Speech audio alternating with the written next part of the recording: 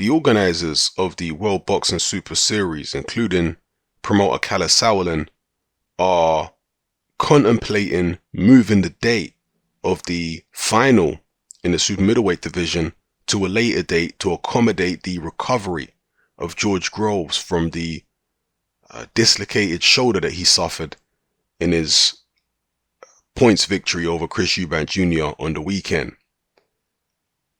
Apparently, during the fight, the shoulder popped out, which I think most of us saw, but it also popped back in again.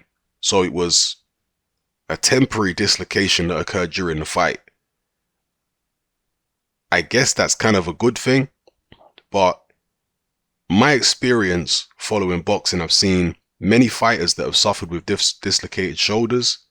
One person who didn't have an issue, not yet it seems, was Isaac Chamberlain. He dislocated his shoulder against Wadi Camacho, and that shoulder hasn't re-dislocated or ostensibly given him any issues afterwards.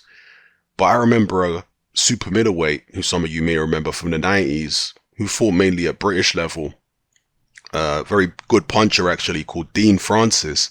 And Dean Francis dislocated his shoulder, and after he dislocated his shoulder, his career was effectively over, because the injury kept reoccurring and reoccurring and reoccurring, and it just wouldn't go away.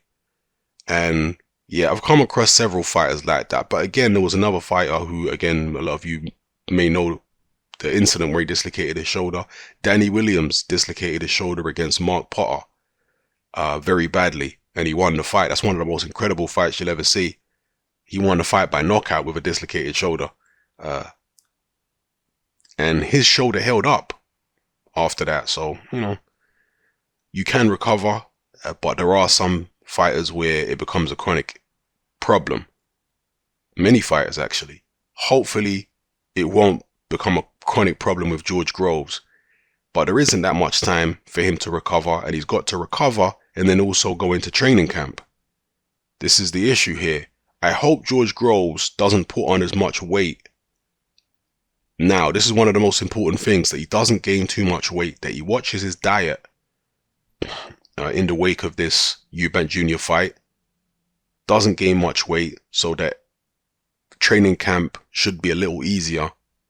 He won't have to shift so much. He can concentrate on rehabilitation, concentrate on tactics and all that kind of business, without having to concentrate on losing so much weight. So that's the situation at the moment. It was a dislocated shoulder. Let's hope he can recover 100%. It was his left arm, for those who are wondering, which is his jabbing arm. George Groves' jab is an integral part of his game. Funnily enough, he didn't land his jab as much against Chris Eubank Jr. as he has in previous fights. And that is something I did actually expect, that he wouldn't land his jab as much as he did against Murray and those guys, because, Chris Eubank Jr. was staying the hell away from George Groves from large stretches of rounds. He was keeping a safe distance. He wasn't allowing Groves close enough to be able to get the jab off a lot of the time. So Groves didn't tend to use it that much against Chris Eubank Jr., but I suspect he'll have to use it a lot more against Callum Smith if Callum Smith gets past Jürgen Bremer, because Callum Smith, I think, will make himself more available to be hit, but also at the same time, he'll be more in George Groves' face, so he will present more of a danger offensively to George Groves than Chris Eubank Jr. did. Callum Smith obviously is very tall, 6'4". So, he'll be right there looking to land his own jabs in his own right hands. He'll be on top of George Groves a lot more than Chris Eubank Jr. was. So, point I'm making is George Groves is going to need that jab, I think.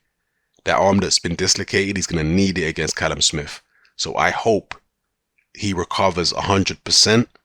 I hope there's enough time for that. I hope they move the date back to accommodate for it, because I don't want to see a compromised man in against Callum Smith. I want to see George Groves 100%. Yeah. I'm sure Callum Smith wouldn't want to win against an injured Groves or a compromised Groves. I'm sure he'd want the full credit of beating a healthy Groves.